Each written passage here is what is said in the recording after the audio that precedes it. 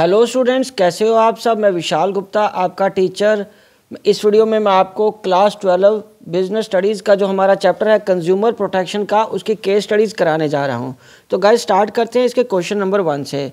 Students ये देखो, question जितना बड़ा होता है आपको अभी तक समझ लग गया है कि उतना ही आंसर उसका उस क्वेश्चन के बीच में से ही हमें पता चल जाता है। केस स्टडी जितनी बड़ी होती है हमें हिंट्स काफ़ी मिल जाते हैं कि उसका आंसर उसके बीच में ईजिली मिल जाएगा। तो चलिए स्टार्ट करते हैं। Sumit purchased an ISI marked machines of a famous brand MG from TG Electronics Limited. The shopkeeper asked him to wait for 2 days for installation of the machine. His friend Vivek was very fond of experimenting with the new electronic products. Company के dealer से जहाँ से उसने सामान खरीदा उन्होंने 2 दिन का समय मांगा है मशीन को इंस्टॉल करने का, लेकिन उसका फ्रेंड है जो सुमित का विवेक, वो नई चीज़ों के साथ, इलेक्ट्रॉनिक आइटम्स के साथ उसको एक्सपेरिमेंट करना बड़ा अच्छा लगता है। He told Sumit that there is no need to wait for the company's representative. उसने कहा कि कोई ज़रूरत नहीं है कंपनी के रिप्रेजेंटेटिव को बुलाने के लिए कि वही मशीन को इंस्टॉल करके उसको दे सकता है। So both of them install the machine without following manufacturers instructions. Manufacturers की इंस्ट्रक्शंस के को फॉलो ना करते उन्होंने खुद ही क्या किया, मशीन को इंस्टॉल किया। ठीक है। Initially the machine work effectively. शुरू में तो मशीन ने ठीक काम किया एंड वॉश वाज गुड, और कपड़े भी ठीक ढंग से धो रही थी। But after 2 days the machine was started stopping in between the wash cycle, और वो वॉश साइकिल के बीच में ही रुकी जा रही थी। Sumit and Vivek tried their best to start the machine. उन्होंने मशीन को ठीक दोबारा रीस्टार्ट करने की बड़ी कोशिश की, बट उनके एफर्ट्स फेल्ड रहे। Sumit therefore approached TG electronics which refuse to provide any service on the plea that installation of machine was not done by the company. तो टीजी लिमिटेड नेचुरली उन्होंने कहा किया कि हम अब आपको कोई सहायता नहीं करवाएंगे, क्योंकि जो आपने मशीन की इंस्टॉलेशन है कंपनी से नहीं करवाई। ठीक है। तो उसमें अब क्या है, state the responsibility which Sumit had to fulfil as an aware consumer to get the services of the company. पहले तो उसकी रिस्पॉन्सिबिलिटी बतानी है, ठीक है, जो सुमित को फुलफिल करनी है एज अवेयर कंज्यूमर के रूप में। और दूसरा, explain briefly the 2 rights which Sumit could have exercise he had fulfilled his responsibility. ठीक है। तो उसको साथ में 2 राइट्स भी बताने हैं। तो आंसर में हम पहले लिखेंगे उसकी रिस्पॉन्सिबिलिटी। तो आंसर में क्या आएगा, the responsibility which Sumit had to fulfil as an aware consumer to get the services of the company is to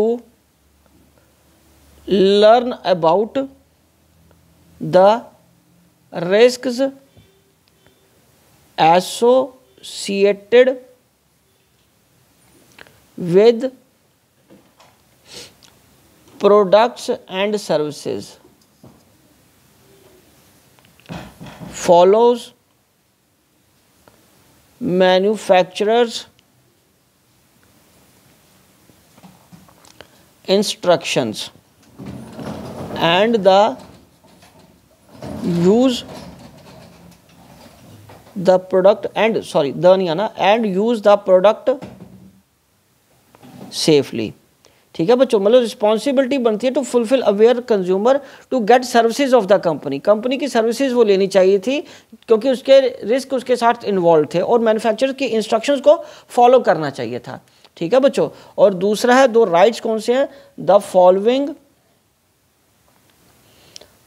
2 rights are for Sumit. वो कौन से हैं, पहला, राइट टू बी हेयर्ड, मतलब एटलीस्ट उसकी बात सुनी जाए। अगर मान लो वो गलत भी है तो एटलीस्ट उसको अपने आप को रिप्रेजेंट करने का मौका दिया जाना चाहिए।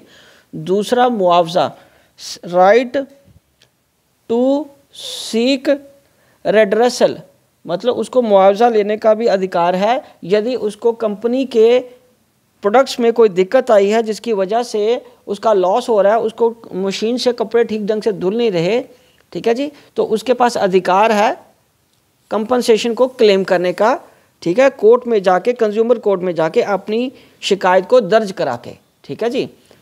ये कंफर्म नहीं होता कि उसको मुआवजा मिलेगा ही मिलेगा, लेकिन वो अपना केस रिड्रेसल एजेंसीज के पास कंज्यूमर कोर्ट्स में अपनी कंप्लेंट दे सकता है, ग्रीवेंस को दे सकता है, ठीक है जी। तो ये दो राइट्स हैं बच्चों। ये इसको मैं एक्सप्लेन इसलिए नहीं कर रहा क्योंकि हर बच्चे के पास बुक अलग तरीके की होती है, अलग ऑथर की होती है, ठीक है, उसकी लैंग्वेज बच्चों ने अपने हिसाब से याद की होती है। बस मैं ये बता देता हूँ कि ये दो आएंगे, हेडिंग सभी में कॉमन होते हैं। तो जिस तरीके से आपने इसको याद किया होगा, जिस चॉइस ऑफ वर्ड्स के साथ याद किया है, आपको वही लिखना होता है, ठीक है बच्चे, हेडिंग्स यहीं रहेंगे, ठीक है जी। कोई भी दो राइट्स जो इससे रिलेटेड है इस क्वेश्चन से, वो आपको लिखने हैं।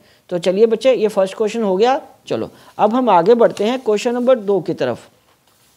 मनवेंद्रा always went to a specific shop to buy all the consumable and non consumable goods, ठीक है जी। वो कहाँ जाता है? एक स्पेसिफिक शॉप रखी हुई है उसने, वो हर चीज़ खरीदने के लिए वहीं जाता है। In this shop a variety of products of different brands were displayed nicely.